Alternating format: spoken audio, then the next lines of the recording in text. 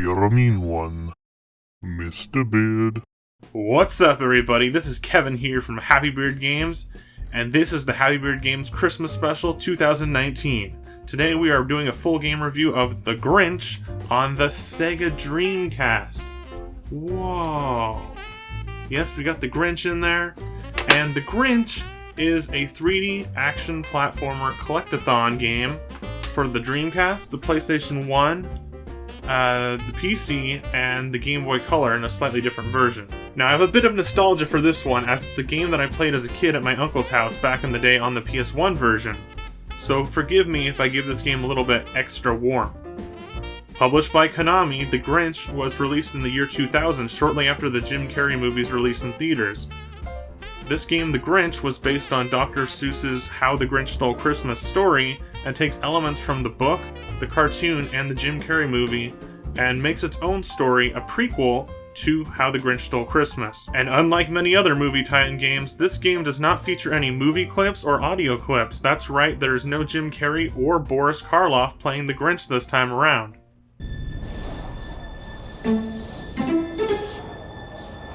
Oh, I got it! I have a great idea. This year, the Who's will pay. Instead, it's played by TV and game voice actor Peter Cugno, who for the most part does an okay job, though he is nowhere near the comic genius of Jim Carrey's Grinch, nor does he have the iconic sound of the original Boris Karloff. Gadget blueprints. All my inventions, my contraptions, my Machiavellian machines. That, in fact, is the misanthrope scheme. Build gadgets from blueprints, halt the holiday theme. What gadget should I build first? The rhyming storybook-style narrator is good, though, played by voice actor George Lowe, who you may recognize as Space Ghost from the show Space Ghost Coast to Coast. The basic story of the game is a prequel to the original Grinch story. The Grinch, who you know from the movies and the book, this green meanie is up atop Mount Crumpet far above the town of Whoville during Christmas time. He loses the blueprints for his gadgets, something that really isn't in the films. The game consists of 4 worlds and the Grinch's lair at the top of Mount Crumpet as the hub world. In each world, the Grinch must wreak havoc in various ways to the happy Whos of Whoville, while also searching for the blueprints. Once fully collected, the blueprints can each be assembled back at the lair and turned into their gadgets, which include an egg launching gun, a slime gun, a rocket pack, a helicopter, binoculars, a submarine, and a wall climbing device. The levels the Grinch visits are Whoville, the Who Forest, Who Dump, and Who Lake. Some of the levels you will need to backtrack to when you've created newer gadgets to complete. The game is longer than you might think at first glance, with many objectives to complete on each stage. The main objectives must be completed in any order to succeed. One of the objectives, destroying a large amount of presents, is optional, and is on every stage, but it will unlock some rather challenging, yet pointless, minigames, which can also be played on 2-player versus mode.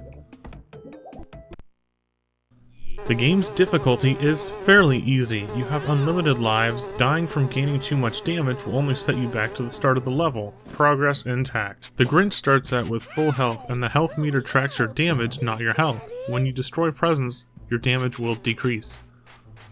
But the real challenge is figuring out what to do on missions to progress with the game. Many of the missions in levels 2 and 3 particularly are very confusing and vague. There is not a good sense of direction or what to do, something that will really challenge young players, myself included.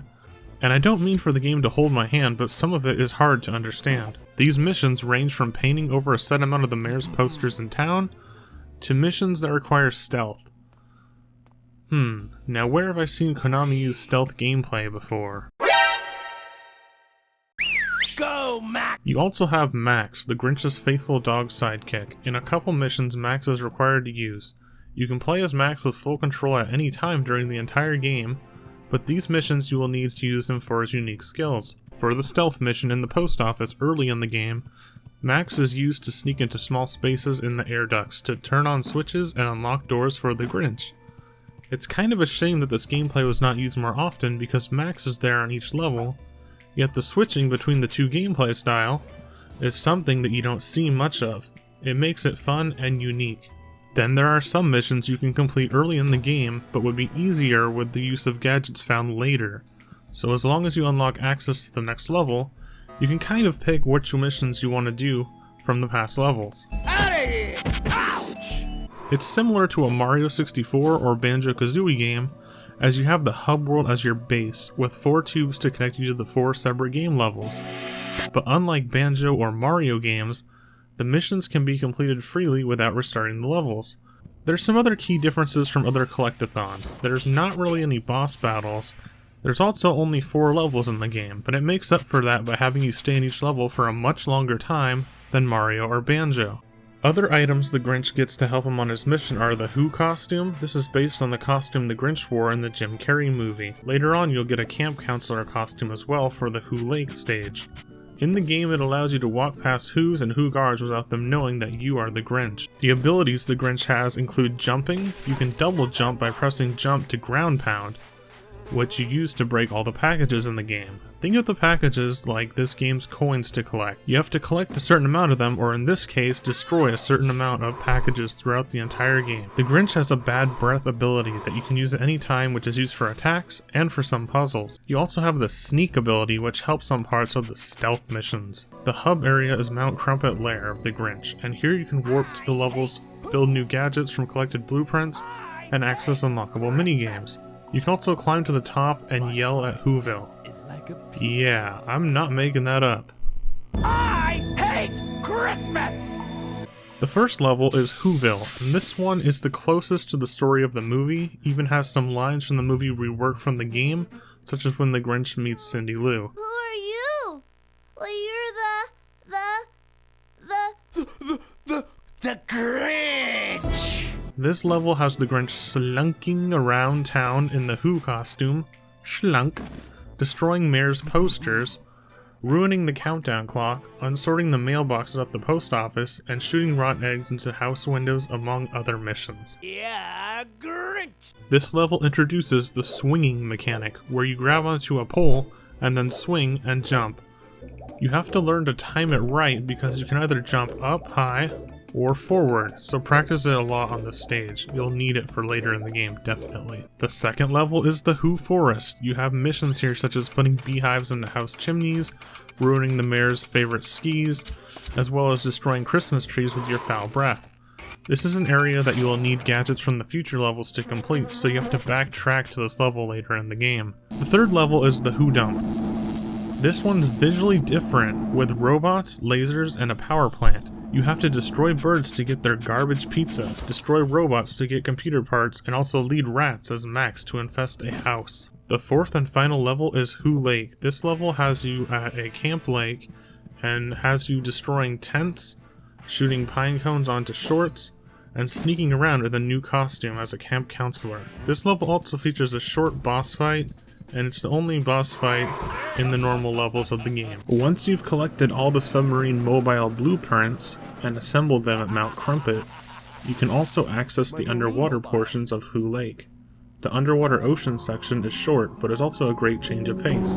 I would have liked them to use more of this earlier in the game. When you completed all game missions, you then still have to find the remaining blueprints for the Marine Mobile and the Grinch Copter. The Marine Mobile is only used in the underwater section of Who Lake. The Grinch Copter allows the Grinch to hover and fly anywhere, any level, and is necessary for only a couple missions toward the end, as well as destroying all presents, which is optional. Once you have completed the missions and obtained all the blueprints, you can then move on to the final challenge, building a sleigh to race against Santa Claus on Christmas Eve. You must find sleigh parts in each of the worlds. These are all found through challenges. Most of them are activated by talking to a new NPC character, offering a challenge. They are all fairly easy. Once you get the sleigh parts, then the sleigh is built. You go to the previously locked room in Mount Crumpet to access the sleigh, the final portion of the game. This is a race against Santa to stop Christmas, the Grinch's ultimate goal. This part consists of 2 phases. One is capture 10 presents from Santa dropped by him down towards Whoville, following him along the way in your new flying sleigh.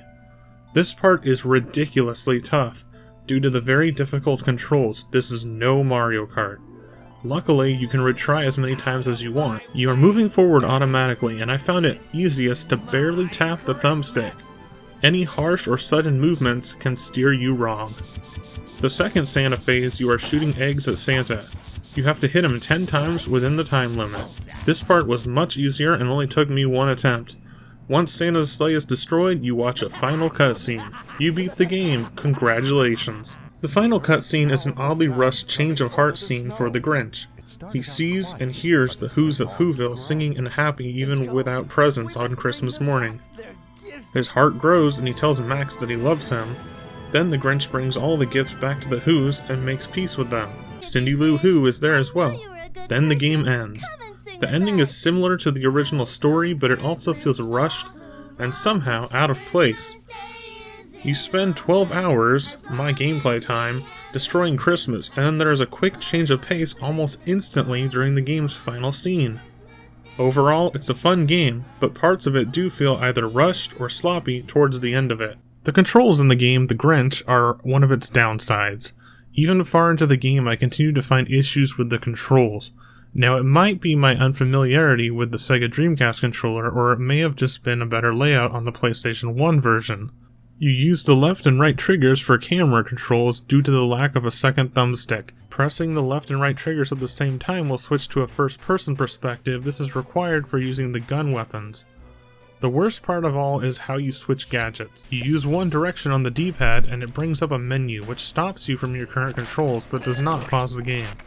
You then use the thumbstick to select a gadget, which can get difficult to sort through quickly when you have all the gadgets and you need one in a hurry. Another gripe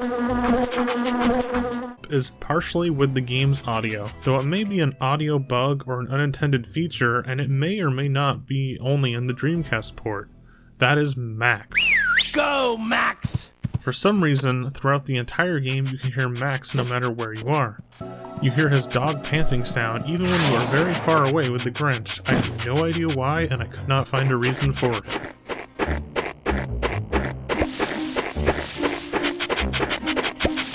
Ouch! It's unbearable! So with my main issues being the controls, the vagueness of missions and directions, and the loud repeating sound of Max, there isn't much else negative here. It's a game about the Grinch, so from that basic premise, you do get what you expect: destroying presents, scaring the Who's, and ruining Christmas. Though in this game it's more how the Grinch destroyed Christmas, rather than how the Grinch stole Christmas. There isn't much thievery going on. Now for some of the good key highlights of the game. Big levels. I actually really like being able to complete multiple missions and stay in the level. Creative missions. Some of the missions are pretty basic, like destroy presents or posters in the mayor, yet some of them are more elaborate, including stealth missions and clock tower puzzles.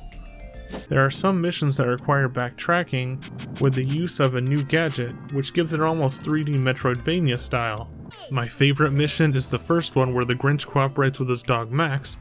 This game needed more of that, and less of herding rats with Max. Now that was tedious. Another big highlight is the style of the game. Everything definitely looks like Dr. Seuss style, and the game's graphics, while somewhat limited on the old Dreamcast, are still colorful and Grinchy.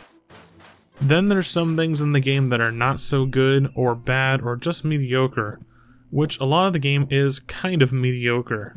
I had a hard time sludging through it, as I completed the game's story for this review, but I stuck with it, and if it weren't for this review video, I might not have finished past the first level. One more thing is there is not too much character interaction. Cindy Lou Who shows up once briefly, and that's about it. The Grinch! So now to wrap this video up, The Grinch on the SEGA Dreamcast is a 3D action platformer collectathon. It doesn't rely on the movie and features many missions across 4 big levels. The missions are very different on each level, and some of them are better than others. And while it doesn't feature Jim Carrey or Boris Karloff as the Grinch in this one, it does capture the essence and feel and style of the Grinch very well. Overall, I think that the Grinch video game is something definitely worth checking out this Christmas or any time of the year that you're feeling Grinchy. Merry Christmas from Kevin at Happy Beard Games.